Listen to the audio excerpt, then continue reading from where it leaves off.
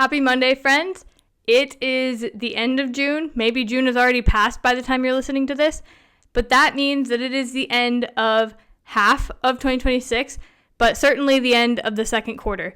And if you can remember, in the end of Q1, we did a review and we reviewed the goals that we set in the first sort of episode, which was, I did that episode called New Year, Same Thorns, where I showed you my safe, my slow, and my scary goals. And I encouraged you to also set those equivalent of those categories of goals for yourself so that you can not only just go into a new year hoping to be a better person, but actually become that better person. James Clear in the Atomic Habits book hammers in that you can't just desire to be a person with habits. You have to become that person. If you identify as a person who eats healthy, if you identify as a person who works out every day, if you identify as a person who reads books and grows their mind, you become that person a lot easier than if you just say, I'm going to read 10 pages, I'm going to go to the gym for 30 minutes.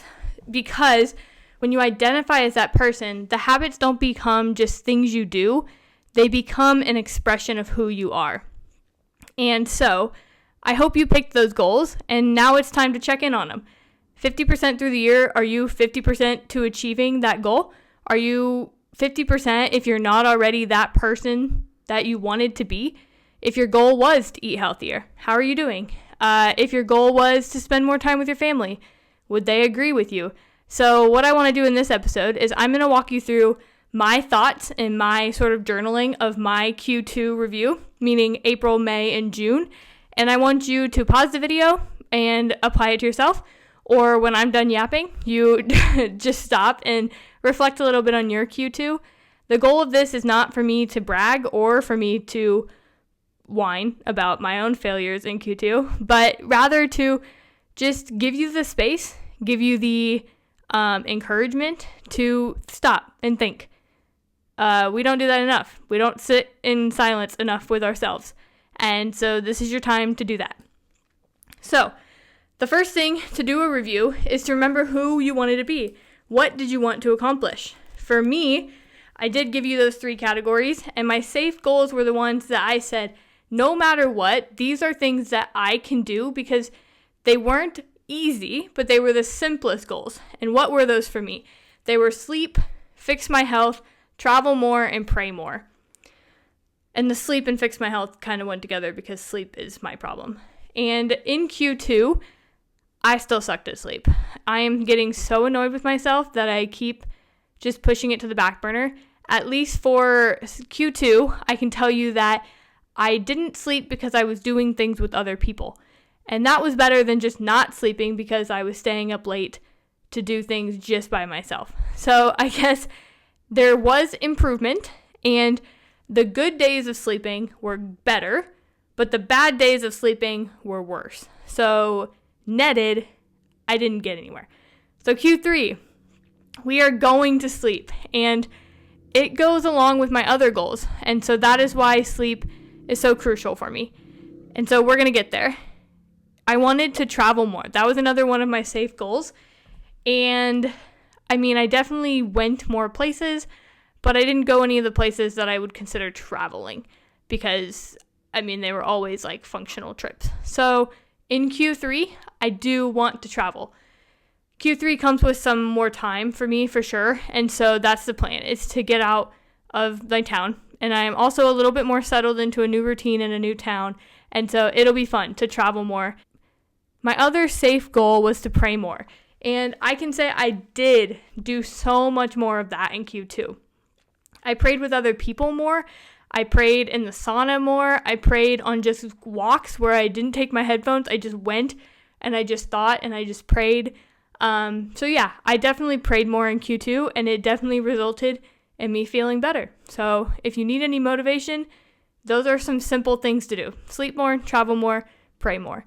But what were your safe goals? What were the things that you said, no matter what, in 2026, I can do these? And if you can remember back in my goals episode at the beginning of the year, these safe goals are the easiest to come up with because this comes from Chris Williamson's podcast, and he just says, ask yourself what in 2025, the prior year, what was so bad about 2025? And then what can I do to make that better? And there's your goal. It's that simple. Ask the question, find the problem from the previous year, and answer it with a goal. And then it just becomes so much more digestible to attain. So for me, that was I was exhausted all the time. What's the answer? Sleep more. It was also I was kind of lonely last year. What's the example? Travel more and be with people more. So all of those things were answers to problems I had in the previous year. Going into your scary goals, or maybe the goals that you sort of doubted if you can achieve, because it's okay to not achieve them. But the point of this review is to think if you really still want them. If you didn't, then you should change them. So if you did set the goal to run a marathon and now you no longer want to do that, pick a 5K. Like, find a goal that is attainable so that you're not necessarily failing. It's okay to realign or find a different target to shoot at, but it's not okay to just stop shooting. As dumb as that sounds, it's a Michael Jordan metaphor of like you miss 1,000 shots that you don't take. So take a shot. Just if you need to pick a new basket, pick a new basket. So my scary goals were CPA, Boston Marathon. Otherwise, it was actually just a 3:30 marathon, but I'm getting a little cocky with how well my training is going. And so I don't know. We might just get there this year. We'll find out. Only time can tell. We got about 12 weeks left to get ready, but I'm excited for attempt 2 of Boston Marathon. And CPA, it is the CPA exam. We are studying. It is doing okay. Yes, you can pity me. It's actually not that bad. I actually really do enjoy studying, so the CPA exam is actually getting kind of fun. So we'll see about that one too. And then my slow goals were restaurant, Texas, and ministry. Those are all still exciting to me, but they're all still on the back burner, and that is okay. So right here, pause, think about your goals. Maybe revamp some of your goals. Ask people what they think about your goals. Maybe your family would disagree that that should be your goal, and then you should rethink it a little bit. Or maybe you ask your spouse, am I doing good at eating healthy? And they say, I just watched you eat an entire box of Cheez-Its last night. And maybe you should either have them hold you more accountable when you grab the box of Cheez-Its, or change your goal if your goal isn't to be healthy anymore, whatever it be. And a box of Cheez-Its is okay. Just don't do it every day. Some other questions that we asked ourselves in Q1. What was your favorite moment of Q2? If you think back to April, May, and June, what is one day that just stands out to you as like, man, my face hurt because I smiled so much? What is one challenging thing that happened in April, May, or June that you hope you leave in Q2? What was the best food that you ate in Q2? Who was the most impactful person in Q2? All of these questions, they really cause you to think back, which will help you remember. One of my favorite things about the Old Testament is that God constantly tells the Israelites to remember all that he's done for them. Remember, I led you out of Egypt and helped you across the Red Sea. Remember, I helped you defeat all of these pagan nations under Joshua and leading you through the wilderness. He says, remember, I put you in exile, yet I still brought you out. Like, the beauty of remembering is that there is only joy when you remember. And some people might disagree with that. But I think even if you're remembering like a loved one who has passed away, hopefully you can remember some of the good moments. And then it's like that dopamine hit where you bring some of that goodness into the now. And so whatever questions you want to ask yourself, it can be as silly as how many bowls of cereal did I eat in Q2? It can be as real as what day did I not want to live through in Q2? Whatever the depth of these questions are, the impact of reflecting will only better you for Q3. If you don't ever slow down and think back, I would argue you're never going to get any better. So I just gave you a whole bunch of questions that I ask myself at the end of every quarter, and I hope that you do the same. The last sort of thing, this is going to be a little bit of a shorter episode. The last sort of thing that I want to talk about is going into Q3, what are my action steps? And I kind of thought of a fun way to think about this on my walk yesterday. So I got my 3, because it's summer, so that's where this comes from. My 3 hots, my 3 gots, and my 3 nots that I'm taking into Q3.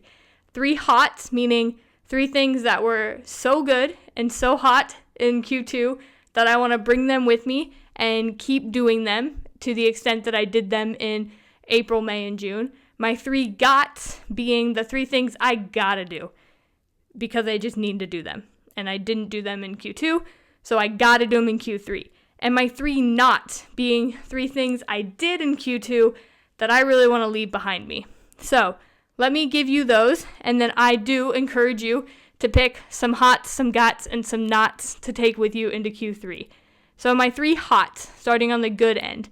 I had so much people time in Q2, even in June. Like, it was just crazy. I did move to a new town, so I just started meeting people like crazy. Like, my friend radius, my friend count, quantity, has like tripled in a month, which is insane. Literally insane. I can't even believe. I just keep meeting people and I'm like, there's no way you're that cool. Like, it's crazy. So I definitely want to keep that up. And I would encourage you to find those environments. None of these friends that I've gained, I technically sought out. I just went and did things that I love to do, kind of like that hobbies episode. I went into doing things that I love to do and just found other people that love the same things that I love. So Run Club has been the most fun for me. So many people to share runs with and just conversations. And you learn so much about people when you are running beside them for 10 plus miles. And then my second hot is all day movement. So I got in a really great system of moving throughout the day. So I have a standing desk, so I'm standing all day, which is great it's a great option if you are a person who works a desk job. You have to kind of build up a tolerance to it. Like, I remember when I first started standing all day, my feet did hurt, but I've sort of built up a tolerance and now it's just what I do. But also, just as far as all day movement, I'm not even considering my run in the morning or my lift in the afternoon as part of that, because those are workouts, but I mean just little tiny exercise snacks throughout the day. I posted on my Instagram the other day, sort of my routine, but every hour I go out into the hallway here and I have a pull-up bar and I do some pull-ups, push-ups, some curls, some ab movement, and then at lunch and in the evening, I go on little mini walks, like just a mile, maybe 2 miles, and this addition and this consistency of just all day movement, one, it helps me break out the lactic acid of the soreness that I built up from my workouts. These have also been great times to think, to pray, to plan traveling trips that I haven't taken yet. They've been a great time to really hone in on who I am, as well as reflect on a daily level. And so then when I get to the end of a quarter, I kind of have all this database of the other little reflections that I've made on all these all-day movement. So if there was anything that I would encourage you, because it's summer, it's so nice outside. You might sweat. That's okay. It's good for you. And so what I would say is implement some practices of all-day movement. Nothing strenuous, just a little bit. And my last hot that I'm taking with me into Q3 is the sauna. Oh my goodness, you guys. I moved to a town with a gym that has a sauna in it, and after doing sauna about 3 times a week for like 3 weeks now, I just feel so much better. On the nights that I do strategically plan it with my sleeping schedule, and then I do everything else well to get to sleep, this habit of sauna has made my sleep so exponentially better, because the goal of sleeping and sleeping well is that you match sort of what the cavemen did, which is that you sort of follow the natural circadian rhythm of the earth. And so in the morning, you want to warm up and wake up with light. At night, you want to cool down and go to bed in the dark. And so what the sauna does is it heats your body up really, really hot, which means that if you do that in the evening, from that point on, your body is only going to cool off. And this just primes your body for peak sleep performance, which is what I need. So the sauna is definitely going with me into Q3. Now for my 3 gots. 3 things I got to do. And you're going to think these are funny because they are my safe goals. But the first thing I got to do is sleep better. And along with that, that means eating earlier. I have never grown up after college, and I still eat dinner at 9 p.m. And again, when your body is trying to digest, it's not getting ready to cool off and rest. And so eating earlier will help me sleep better, as well as just prioritizing sleep. So one of the things I got to do in Q3 is sleep better. I do need to travel. I am making myself take one trip in Q3. Do I know where I'm going yet? No. Do I know when I'm going yet? No. But we have a month to at least plan it, and then 2 months to get it done. So I have got to travel at least once in Q3. And the last thing is bike. So I'm actually going to go on a bike ride today because it is my rest day, which is crazy, you guys. Look how far we've come. We've had a rest day. And you're going, it's a bike ride. That's not a rest day. It is a rest day. I'm not running today. So all that to say, I've got to ride my bike more. I love my bike. And every time I look at my bike, I think I need to get on it more. And then I end up in running shoes and I'm 2 miles down the road. So the point being, I love the bike. I just always choose to run because I like running more. But if I want to reach some of my other goals outside of running, I do want to get on the bike more. And it's just much more leisure. I need things to do leisurely and not things I compete at. And I think the bike could be that thing. So my I gotta sleep better, gotta travel, and I gotta bike more. So we did the 3 hots, we did the 3 gots, and now we're going to do the 3 nots. What are nots? Things that we did in Q2 that we would rather not do again in Q3. Really simple goals. Again, this is sort of going back to the safe goals. Take what you did bad and just solve it as your new goal, and that is what we're doing. So the first thing we are not going to do in Q3 is get dehydrated. This sounds so simple, but since it's hotter out, I'm sweating more on my runs, I am doing the sauna again, and I just keep getting behind on my water. I used to be so good about drinking like 16 ounces as soon as I rolled out of bed, and I just stopped doing that, and then I go straight to coffee, and then I'm just dehydrated all day long. And dehydration is a thing that once you're behind, it's really hard to just get caught up because you already get like the headaches or you already feel sort of tired and groggy. So Q3, we're going to get hydrated again. The other thing we are not doing in Q3 is eating packaged food. So this is funny because I always tell other people not to eat packaged food. But then in Q2, especially in the last month, I really amped up my running volume. So I bumped it up to like 10 miles per week and then did some harder workouts. And historically, I would have just not cared. But I do know now that I need to eat more. And it's really hard to eat more when it's all whole foods. Like, you can only eat so much chicken breast and so much rice and so much vegetables and fruits before you are just full. And so the way I tried to catch up on calories is eating like cereal or some chips or some crackers. And they were better options, but I still just didn't feel good about it. When I open plastic and I take a bite, I just don't enjoy it. The same as when I cook a meal. And I like cooking and I don't like convenience. Nothing about my personality has been convenience. And so I want to give up packaged food again in Q3 and find better ways to eat more, but still not feel gross about it. And there was this interesting study that I heard on a podcast that I thought kind of ties in here.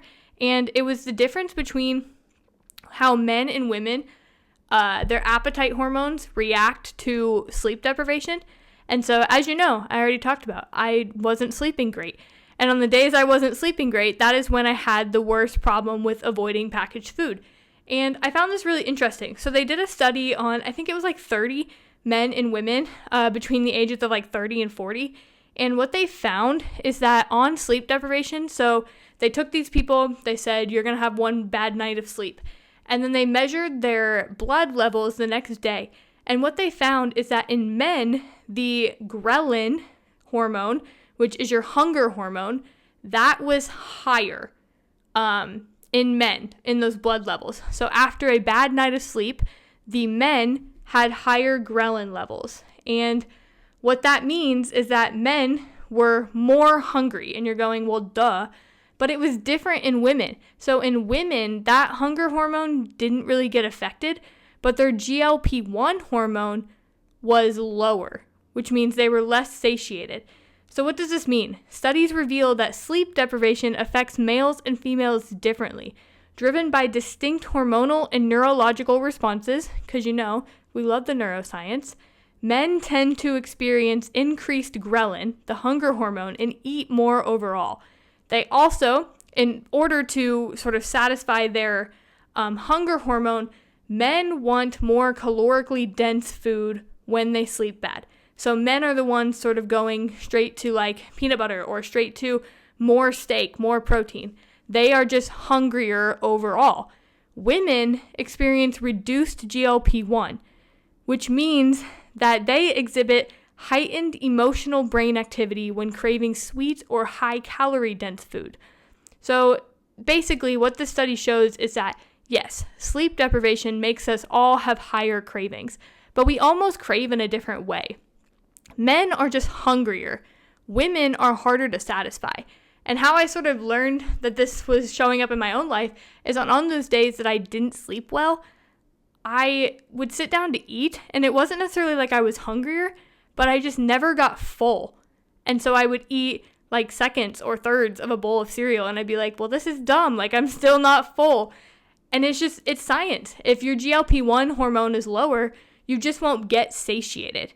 You may not be necessarily starving, but you don't get satiated. And so I just found that interesting because it helped me sort of rein in how to control those emotional brain activity responses to wanting high calorie food when really my body didn't need it. It was just that I didn't sleep well.